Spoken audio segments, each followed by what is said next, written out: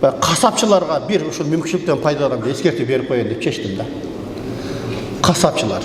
Misal her bir adam bir kesipke kirerden murda ошол kesip жөнүндө шариятта маалымат алып алып туруп, андан кийин ошол kesipти баштасын. Бирок соода кылабы? Соода тууралуу шариятта эмне дейт? Ошону билип алып туруп, андан кийин сооданы баштасын дейт да. Kasapçılar, урматтуу kasapçı болуп иштеген бир туугандарым, сиздерге мен эскертүүм, сөзсүз түрдө шарият боюнча бисмиллахи Аллаху акбар деп союш керек. Малды сойгондо. Эгерде аны ошол бисмилла Аллаху акбар деп сойсо адал болот экендигин билбеген адам сойсо ал арам болуп калат шариятыбыз боюнча. Себеби адал тамакты биз билишибиз керек да, туурабы? Кандай да адал болот деп туруп. Эгер атайын айтып отурам деп атайын деле союп салса, ал арам болуп калат да. Мисалы бирөө үйүнө конок келтирип атайын сойдурам деп туруп силерге алып келдиби? Эгерде сен урматтуу менин бир тууганым, бисмилланы атайын айтпай койсоң, ошол арам болот. Тиги байкуш мусулман башкаларга арам тамак берди, сен жооп бересиң Кудайдын астында. Анан бизде ошол койду сойгондо 4 нерсе кесилиш керек шариятыбыз боюнча. Кызыл өңгөч, тамак жегенде кире турган, кекиртек, анан 2 кан тамыр. Артерия, вена деп коебу. 4-төө. Жок дегенде 3-өө кесилиш керек. 3-өө кесилсе адал болот. Ошону касапчылар билип алыңыздар. Анан жаны чыга элек жүлүндү үзүш бизде макрух. Жаны чыга элек жүлүндү үзбөш керек. Анткени баягы кесилгенден кийин баягы мээ кабар берет экен, сен кесилди, каш деп, ошондо баягы мээ кабар берип, канчалык кыймылдаган сайын жүрөк иштеп, денедеги бүт кандар чыгып кетет экен да, баягы жердечи. Толук жан чыкмайынча жүлүндү үзбөш керек. Жүлүндү үзбөш керек. Андан кийин эгерде кокусу унутуп калса, ал адал боло берет.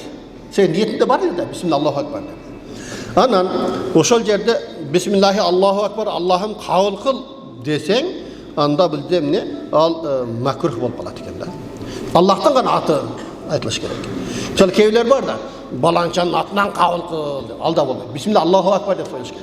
Ага чейин дуа кылсак болот. Сойгонго чейин дуа кылсак, ал шариатта уруксат берет. Дуа кыла берет, бирок сойгондо бисмиллахи Аллаху акбар деп мууздаш керек. Андан кийин бул жерде дагы азап берүү дагы шариятыбызда уруксат эмес да. Мисалы жан чыга эле башын кесип алып салуу макрух деп коет бизде. Макрух. Жаны чыга эле терилеп баштайт. Мен бир-эки жерде көрүп калдым, касапчы туугандар. Ал деле жанда бардык жанга жакшылык кылууга шарият буйрган. Жаны чыга эле терилебеңиздерчи ошонучу.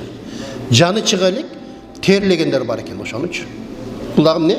Азап берген болуп эсептелет. Жаны чыга эле жүлүнүн үзгөн дагы болбойт. Андан малды байлап коюп ошол жерде бычакты курчуткан дагы бизде макрух. Ал ошону көргөндө эле өлүп калат экен. 2 жолу өлтүрөт экенбиз да байкушту. Ошол да шариятта дурус эмес да. Андан кийин кейбирлер бар, базган менен, кубалды менен уруп туруп, жыгытып туруп анан союп, ошол да арам эле. Башта өлүп эле калат да. Урганда туурабы? Адам өлүп калса керек, ал деле өлүп эле калат да. Карасаң, ошондуктан эмне? Сен атай ошол кесипти мойнуңа алдыңбы?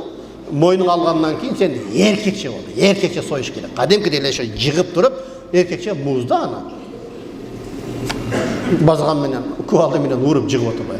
Ошол нерсени бир мүмкүнчүлүктөн пайдаланып эскертип коюн дедим. Анткени жакында Курбан айт келатат. Курбан айтта мисал бизде конокторубуздар келет сырттан, арабтар келет, түрктөр келет, байкуштар, коноктор келет дагы. Мен ошо кыйналган мусулман бир туугандарыма жардам берейин деп туруп курмандыктарды чалып баштайт да. Ошо конокторду сыйлайм десең, шарияттан бир сыйра маалымат алып алыш керек. Ошол мал союу боюнча туугандар. Конокту сыйлаш керек. Эгерде ошол мисалы канча миң километрден жол артып келип, конок болуп келип, ошо мусулмандарга курбандык чалып берейин десе, ошол этти арам кылып кое турган болсоң, конокту сыйлабаган адам ал жакшылык көрбөйт эч качан. Ошол конок келип туруп эле ошону таркатып туруп кимге берет? Биздин кошуналарыбызга таркатат да, карасаңар. Кошуналарыбызга таркатат ошол эттерди. Демек, биз кошунага жакшылык кылыш үчүн баарына жакшылык кылышыбыз керек экен да. Эгер ошол келген коноктордун малы арам болсо, менин кошунам арам тамак жеп калат да. Арам тамак жесе, урматтуу касапчы бир тууганым, Құдайдың астында сіз жооп бересіз. Құдайым өзі сақтасын. Құдайым бетін арқысын андай арам тамақтан. Ошондуктан ана эч кыйынчылыгы жок. Оңой эле. Бисмиллахи Аллаху акбарды айтып коюңуздар, Құдай үчүн. Болду ошо. Алла разы болсун.